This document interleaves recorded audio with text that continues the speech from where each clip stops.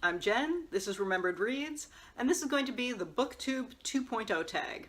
This tag was created by Michael S. Deutsch, who frequently does videos with his little dog, and I'll link his channel below. And I was tagged by Candace from Beacon Hill Books and Jess from Garden Scriptorium, and I will link both of their channels below as well. Jess mentioned in her video that she'd like to see more people have their pets in their videos. So to try to fulfill that, my dog is right next to me. He's being a little disagreeable, and he's not actually sitting with me.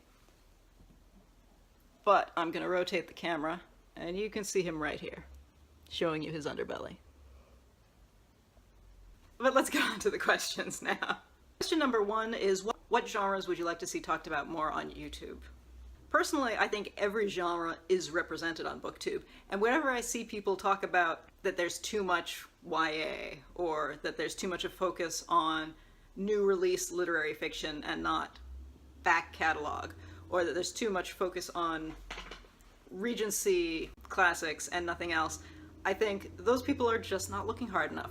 Because I've found that almost anything that I've thought, why don't people talk about, somebody is actually talking about, and sometimes I'm just not following them. So I don't think there are any genres that need to be talked about more. I think there are just channels that people need to try to find, because it is almost all out there already. Question number two is, what do you feel is the best way to make friends on BookTube? And I think that depends on...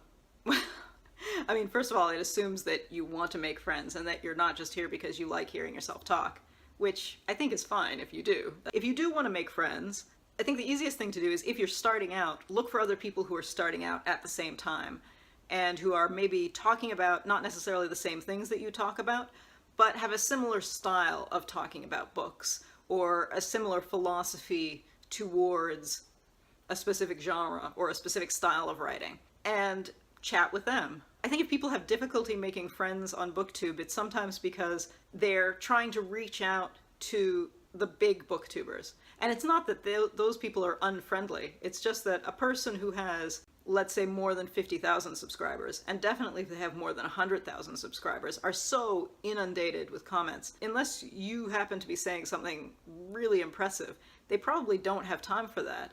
And it's nothing personal, that's just reality. Similarly, I think if you try to have conversations with someone who isn't really trying to have that kind of conversation, because there are some people who don't necessarily want to have a dialogue, what they want to do is they want to lecture to you about their opinion. And some people find that a little pompous, but you know what, that's a valid style.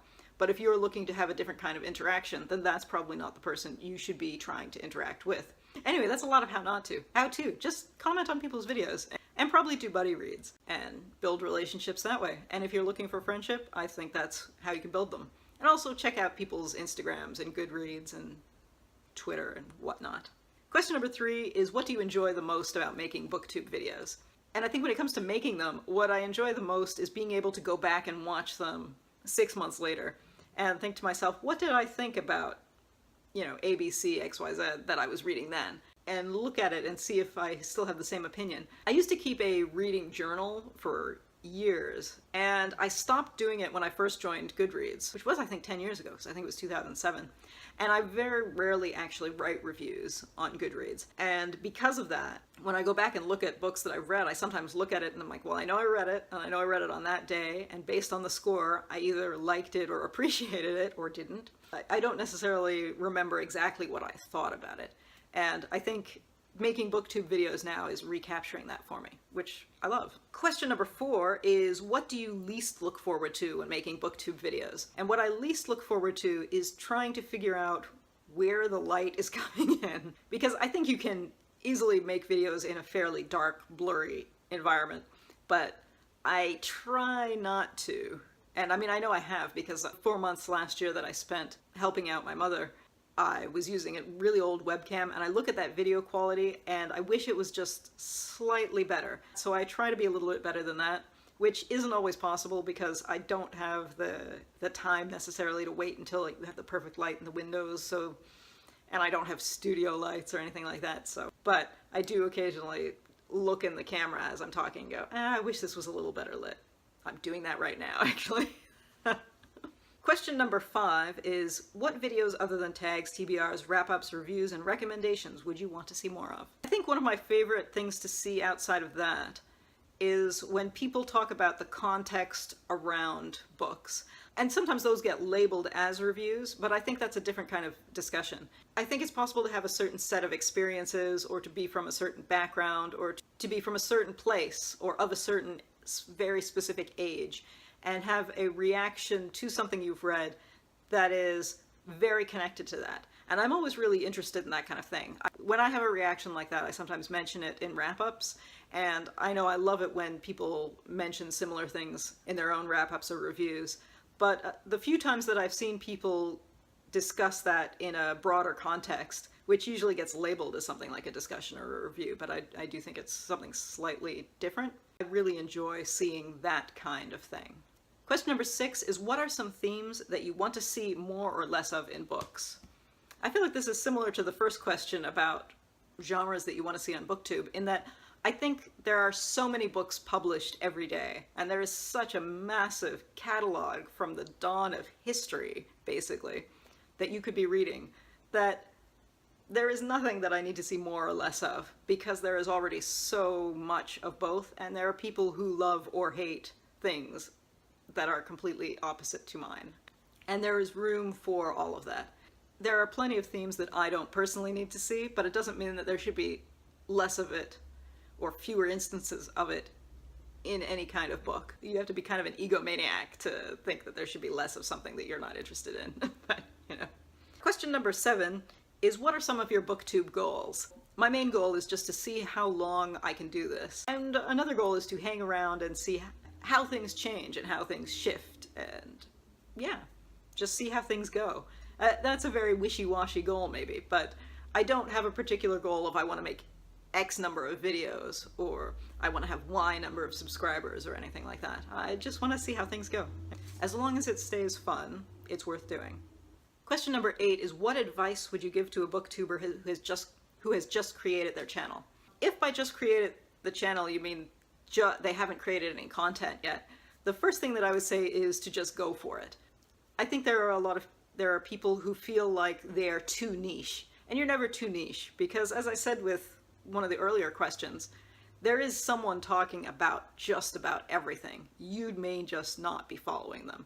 They may be somebody with a small channel with 500 followers, or with 100 followers, or with 10 followers, but they are very likely there. So even if you think you're too niche, you are probably not too niche, and people will find you. And don't worry too much about the technical aspects. Like I was talking about lighting, but even when I was using the terrible webcam in poor lighting for that 4 months last year, people still watched those videos. I still had great discussions with people. I even gained subscribers during that period. So that shouldn't prevent you from jumping in. I'm not going to say any of the usual, be yourself or be enthusiastic, because I think some people approach BookTube as performance art, and they're maybe not being themselves. They're maybe playing a bit of a character that may be somewhat themselves, but a specific version of themselves, and I think that's fine. I think if you do this as performance art and you do it well, more power to you, because I think that's great. I think there are some channels that do that, and I think create a really spectacular product. I think there's a variety of ways that you can approach it, and I don't think any of them are wrong. So I think if you are new and you've watched a few people doing do's and don'ts list, aside from don't insult your audience and don't be a troll, I would say don't follow those rules. That's still a rule, but don't follow the rules. No, do what makes you comfortable, do what inspires you, and just go for it. Question number 9 is, what are some qualities or traits that you look for when it comes to watching other booktubers? I like to look for people who either talk about books from a perspective or from an angle that makes sense to me. For example, I'll read books that are not interesting plot-wise, or that are completely nonsensical plot-wise, if they're doing something interesting structurally, or with language, or stylistically. So I like to see people who talk about that. So I would be more interested in people who discuss the reading experience in those terms versus people who give you a rundown of the plot. I think rundowns of the plot are fun if you're talking about very specific genres. For example, mysteries, crime, political thrillers. with those you have a kind of default structure, and you want to know how those blanks that are in that structure are being, because you want to read a cozy mystery about knitting versus a cozy mystery about cats. I think plot obviously matters if that's what you're talking about.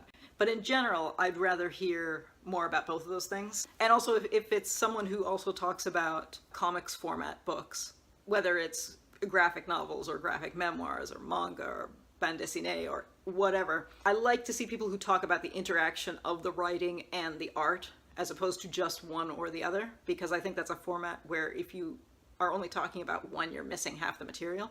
So I also like to see people who do approach BookTube as a performance art. It's not something that I do because I think it takes a certain talent that I don't have, but I really enjoy watching those people. And question number 10 is, what is a fun fact or hobby besides reading or writing that people on BookTube might not know that you have?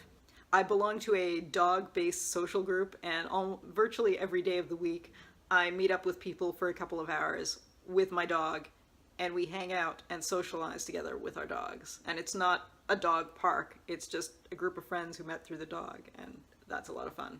And I think that was the last question. I've been watching virtually everyone do this tag over the past couple of weeks, so I'm not sure who I can tag who hasn't done it, but I'm going to look for some people and I will link them below. And thanks again to Michael Deutsch for creating this tag, and to Candace at Beacon Hill Books and Jess at Garden Scriptorium for tagging me. This was fun to do. That's it for now. Ciao.